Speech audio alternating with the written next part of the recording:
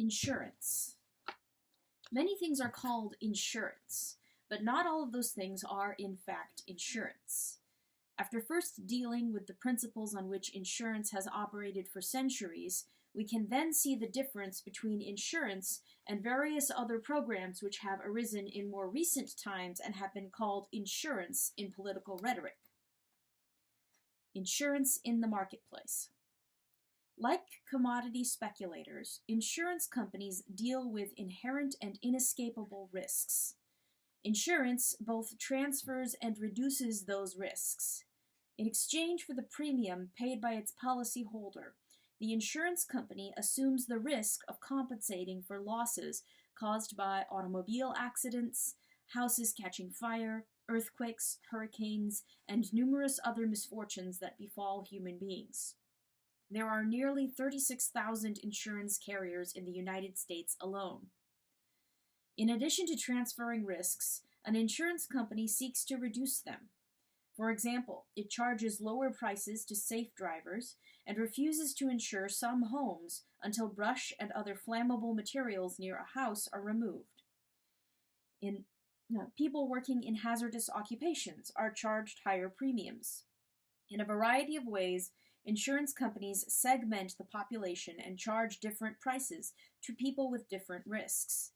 That way, it reduces its own overall risks and, in the process, sends a signal to people working in dangerous jobs or living in dangerous neighborhoods, conveying to them the costs created by their chosen activity, behavior, or location. The most common kind of insurance, life insurance, compensates for a misfortune that cannot be prevented. Everyone must die, but the risk involved is in the time of death. If everyone were known in advance to die at age 80, there would be no point in life insurance because there would be no risk involved. Each individual's financial affairs could be arranged in advance to take that predictable time of death into account. Paying premiums to an insurance company would make no sense because the total amount to which those premiums grew over the years would have to add up to an amount no less than the compensation to be received by one's surviving beneficiaries. A life insurance company would, in effect, become an issuer of bonds redeemable on fixed dates. Buying life insurance at age 20 would be the same as buying a 60-year bond, and buying life insurance at age 30 would be the same as buying a 50-year bond. What makes life insurance different from a bond is that neither the individual insured nor the insurance company knows when that particular individual will die. The financial risks to others that accompany the death of a family breadwinner or business partner are transferred to the insurance company for a price. Those risks are also reduced because the average death rate among millions of policyholders is far more predictable than the death of any given individual. As with other forms of insurance, risks are not simply transferred from one party to another, but reduced in the process. That is what makes buying and selling an insurance policy a mutually beneficial transaction. The insurance policy is worth more to the buyer than it costs the seller because the seller's risk is less than the risk that the buyer would face without insurance. Where a given party has a large enough sample of risks, there may be no benefit from buying an insurance policy. The Hertz car rental agency, for example, owns so many automobiles that its risks are sufficiently spread that it need not pay an insurance company to assume those risks. It can use the same statistical methods used by insurance companies to determine the financial costs of its risks and incorporate that cost into what it charges people who rent their cars. There is no point in transferring a risk that is not reduced in the process, because the insurer must charge as much as the risk would cost the insured, plus enough more to pay the administrative costs of doing business and still leave a profit for the insurer. Self-insurance is therefore a viable option for those with a large enough sample of risks. Insurance companies do not simply save the premiums they receive and later pay them out when the time comes. In 2012, for example, more than half the current premiums on homeowners insurance were paid out in current claims, 60% by State Farm and 53% by Allstate. Insurance companies can then invest what is left over after paying claims and other costs of doing business. Because of these investments, the insurance companies will have more money available than if they had let the money they received from policyholders gather dust in a vault. About 2/3 of life insurance companies' income comes from the premiums paid by their policyholders and about 1/4 from earnings on their investments.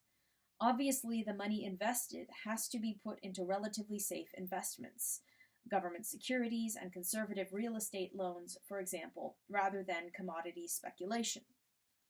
If, over a period of 10 years, you pay a total of $9,000 in premiums for insurance to cover some property and then suffer $10,000 in property damages that the insurance company must pay for, it might seem that the insurance company has lost money.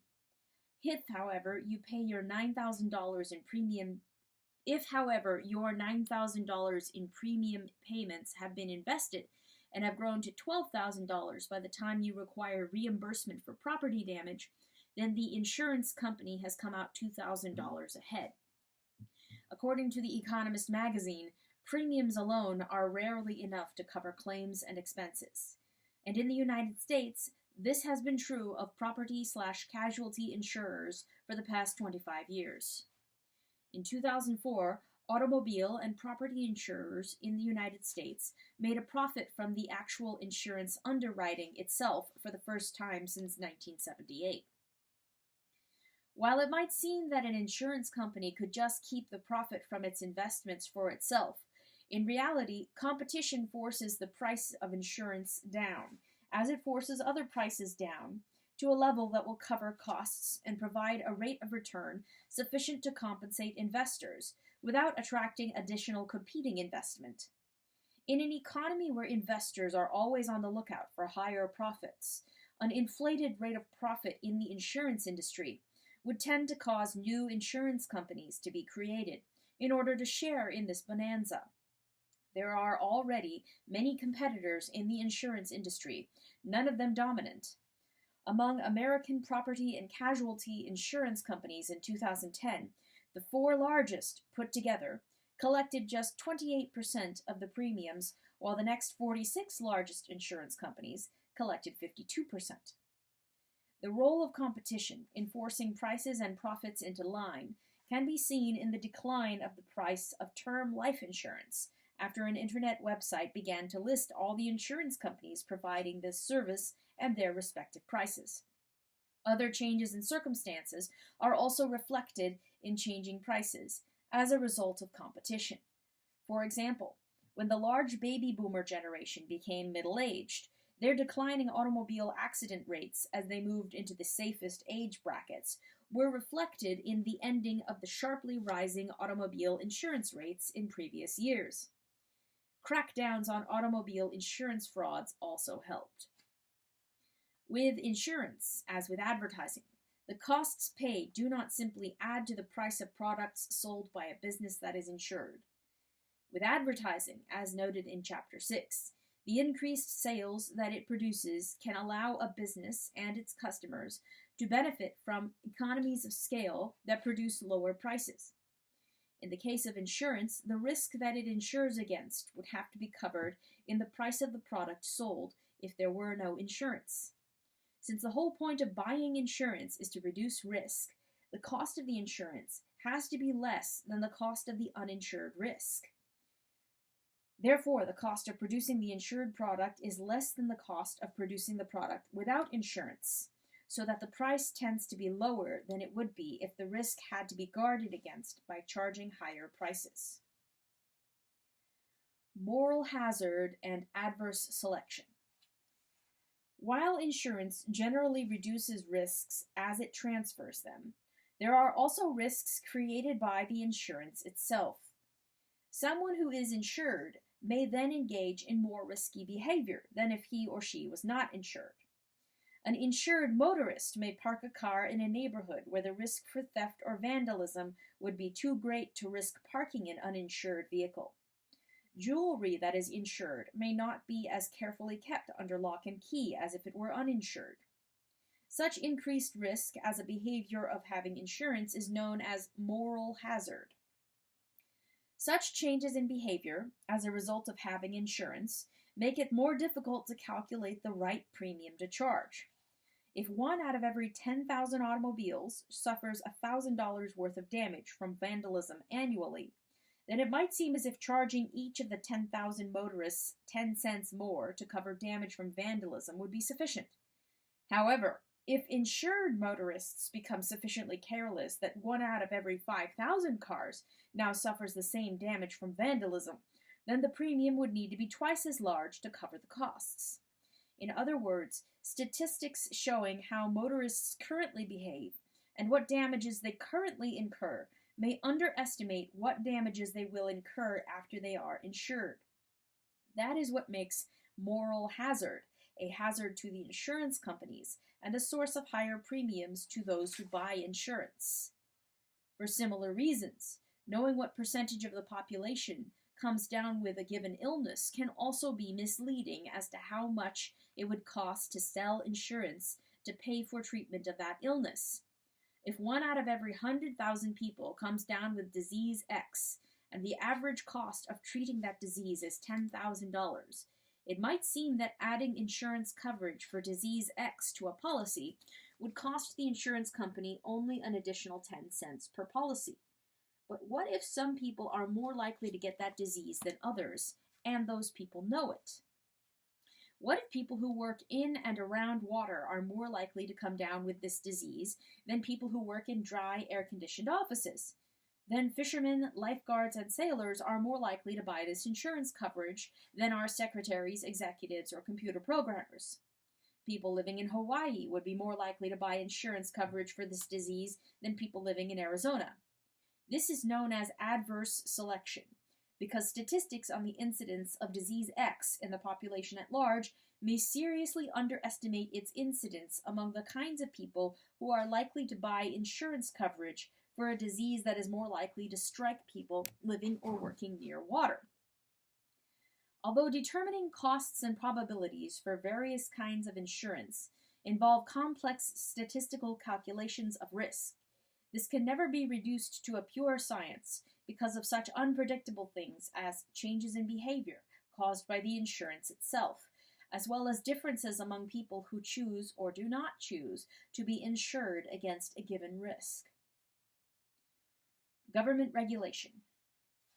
Government regulation can either increase or decrease the risks faced by insurance companies and their customers. The power of government can be used to forbid some dangerous behavior, such as storing flammable liquids in schools or driving on tires with thin treads. This limits moral hazard, that is, how much additional risky behavior and its consequent damage may occur among people who are insured. Forcing everyone to have a given kind of insurance coverage, such as automobile insurance for all drivers, likewise eliminates the adverse selection problem. But government regulation of the insurance industry does not always bring net benefits, however, because there are other kinds of government regulation which increase risks and costs.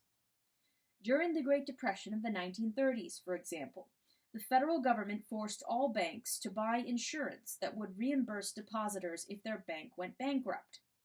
There was no reason why banks could not have bought such insurance voluntarily before, but those banks which followed sufficiently cautious policies and which had a sufficient diversification of their assets that setbacks in some particular sector of the economy would not ruin them, found such insurance not worth paying for.